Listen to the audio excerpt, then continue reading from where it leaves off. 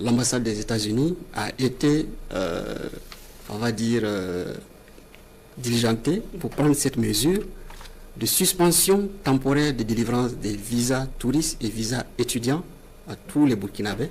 La situation est tendue entre le Burkina Faso et les États-Unis. Les États-Unis ont décidé de fermer l'activité des visas à Ouagadougou. Pour tout simplement parce que le capitaine Ibrahim Traoré a refusé de recevoir les immigrés qu'il devait rapatrier au Burkina Faso. Et le Burkina Faso fait le riposte en disant à Donald Trump que notre pays n'est pas un pays de déportation. Les États-Unis ont tenté de proposer à la partie burkinabé depuis que l'administration Trump a pris ses marques. Dès que cette administration a commencé, l'ambassade nous avait approchés pour nous faire cette proposition dans le cadre de la mise en œuvre de la politique migratoire des Américains. Il s'agissait de quoi? Il s'agissait de proposer aux États africains qui le souhaitent, puisqu'ils sont dans une procédure d'identification et d'expulsion des ressortissants qui vivent aux États-Unis et qui ne sont pas à jour de leur résidence, de les expulser.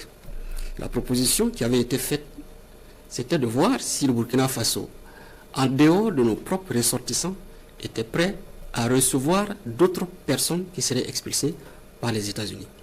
Le Burkina Faso n'est pas une terre de déportation.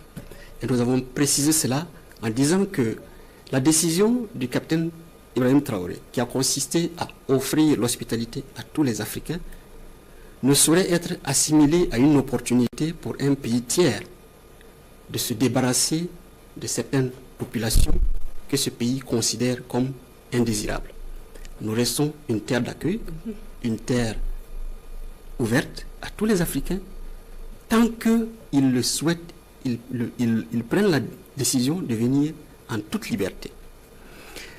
Rien qu'hier, j'ai eu une audience avec l'ambassade des États-Unis, audience au cours de laquelle nous sommes encore revenus sur cette question.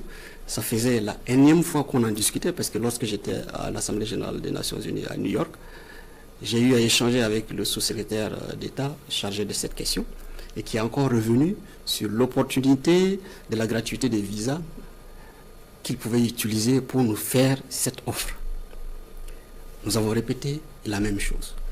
Alors, il est curieux que ce soit à la confirmation pour la énième fois de notre refus de recevoir des ressortissants indésirables, le fait de considérer notre pays comme une terre de déportation, ce qui est indigne et indécent, que ce soit seulement juste après que cette décision soit prise. Donc vous comprendrez avec moi que le lien est vite établi.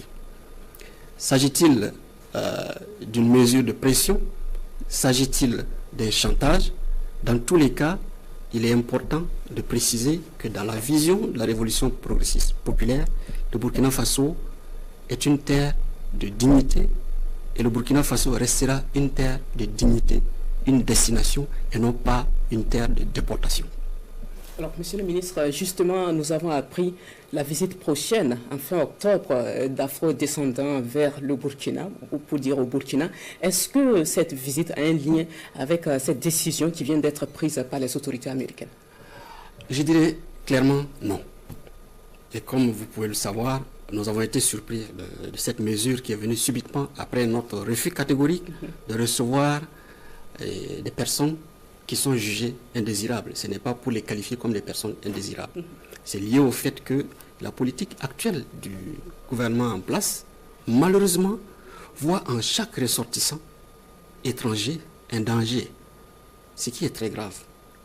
Et c'est ce que nous avons répété à la représentation américaine, que parmi ces gens, il y a beaucoup d'Africains, beaucoup de Latino-Américains, beaucoup de non-américains qui résident là-bas, qui ont sacrifié leur vie et qui ont participé à la construction de la paix et à l'économie des États-Unis. Ils ont fait tout ce qu'il y a comme boulot. Ils ont vidé les égouts, ils ont balayé les rues, ils se sont occupés des personnes âgées dans les maisons de retraite. Ils ont travaillé dans tous les services pour offrir aux Américains une vie décente. Ces gens sont aujourd'hui identifiés comme indésirables du fait que ils sont rentrés illégalement sur le territoire. C'est une mesure souveraine, certes. C'est une mesure souveraine, certes, mais cette mesure ne peut être, on va dire, le motif principal pour juste identifier des destinations quelconques en Afrique et aller les déposer. Donc, pour revenir à la question des afrodescendants, Oui. les afrodescendants qui souhaitent venir au Burkina Faso sont des frères et sœurs qui souhaitent renouer avec leur propre histoire, partir à leur propre rencontre. Ils ont vu au Burkina Faso une terre à laquelle ils s'identifient.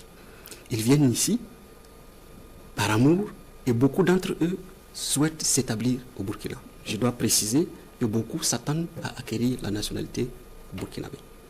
Et nous sommes en train de travailler à préparer ce séjour. Donc ces gens viennent librement. Il ne s'agit pas de gens qui sont sous la contrainte de choisir une destination. À ne pas confondre. À ne pas confondre.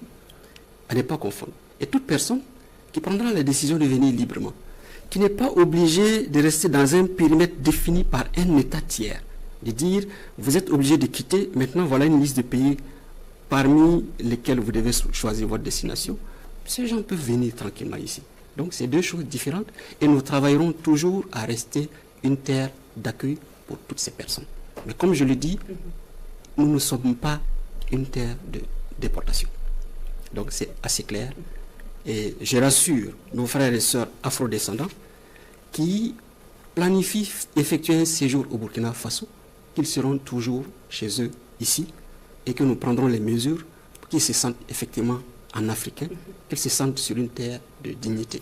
Alors, Monsieur le ministre, au regard de la décision dont il est question ce soir, cette décision des autorités américaines, comment vous entrevoyez la suite de la coopération entre le Burkina et les États-Unis? Le Burkina Faso a toujours été ouvert au dialogue. La donne nouvelle à travers la révolution progressiste populaire aujourd'hui, c'est de mettre l'accent sur la dimension respect mutuel. Nous resterons en bonne relation avec tous les États qui nous respectent en tant qu'humains, avec tous les États qui respectent notre dignité. Naturellement, la mesure qui a été prise ne saurait nous laisser indifférents. En diplomatie, on parle de réciprocité. Nous prendrons les mesures qu'il faut, à la limite des mesures qui ont été prises par les autorités américaines, sans pour autant compromettre l'amitié, la solidarité, la fraternité entre les peuples du Burkina Faso et les peuples américains. Parce qu'il ne faut pas faire d'amalgame.